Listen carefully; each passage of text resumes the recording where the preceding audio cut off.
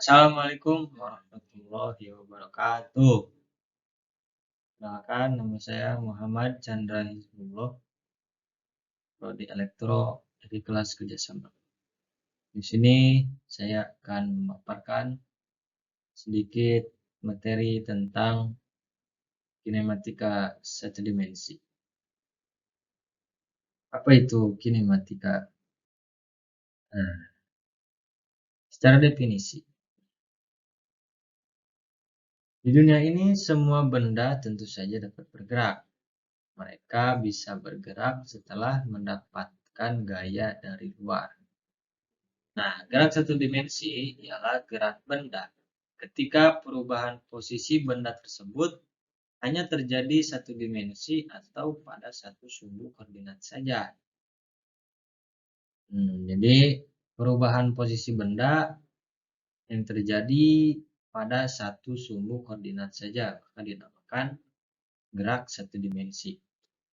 Jenis gerak ini juga akan terjadi di sepanjang garis lurus. Namun, tetap satu dimensi juga terdiri dari dua titik. Titik tersebut adalah titik awal dan titik akhir.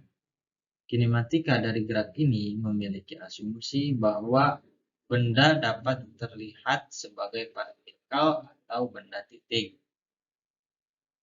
Nah, yang artinya bentuk dan ukuran benda tidak lebih penting daripada panjang lintasan tempuh dan massa benda pada satu titik dan benda yang tidak berotasi.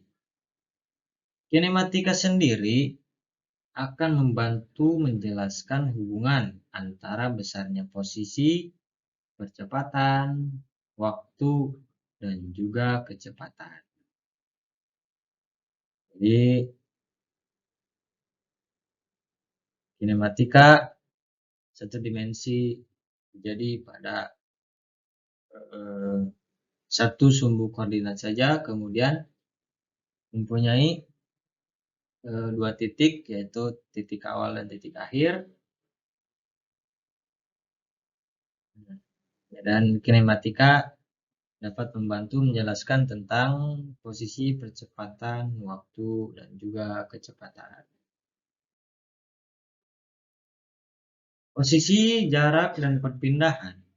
Kita masuk ke dalam unsur-unsur yang wajib kamu ketahui ketika mempelajari kinematika gerak.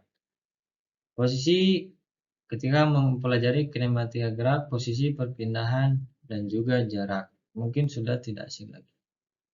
Namun, apakah kamu mengetahui arti mereka dalam ilmu fisika?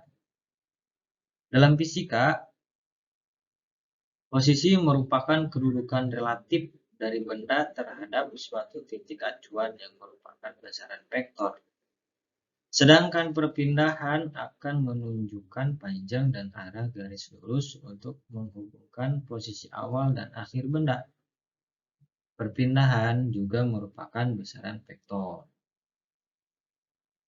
Jadi selain posisi, percepatan, dan kecepatan, perpindahan pun merupakan besaran vektor. Terakhir adalah jarak atau S, yang merupakan panjang dari lintasan total yang benda lalui. Artinya, jarak akan tergantung kepada bentuk lintasan tersebut. Nah, jadi, ketika jarak itu tergantung kepada bentuk lintasannya. Gerak satu dimensi dengan percepatan konstan. Suatu kinematika satu dimensi juga akan mengalami percepatan konstan.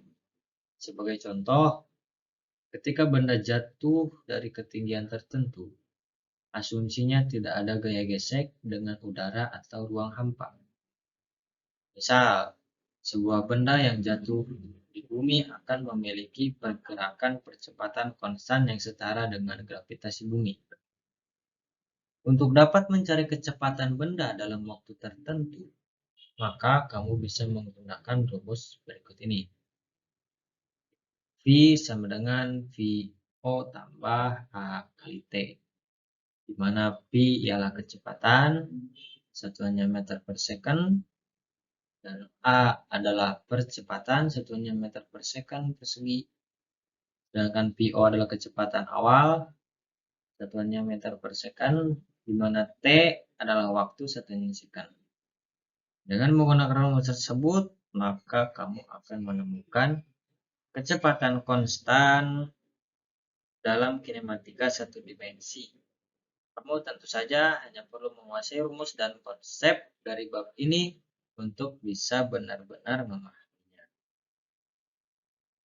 Oke, setelah kita membahas rumus, maka langsung ke contoh soal.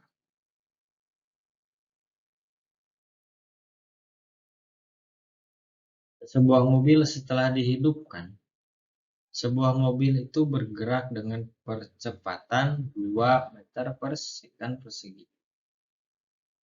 Setelah berjalan selama 20 detik, mesin mobil mati dan berhenti 10 detik kemudian. Yang jadi pertanyaan, berapa jarak yang ditempuh oleh mobil tersebut? Gerak lurus berubah beraturan di LPB. Jadi kita analisis dulu apa yang diketahui, kemudian apa yang ditanyakan. Langsung ke penyelesaian. Sebelum mesin mobil mati, di mana kecepatan awalnya ialah 0 dan percepatannya 2 meter per second dan waktunya 20 detik.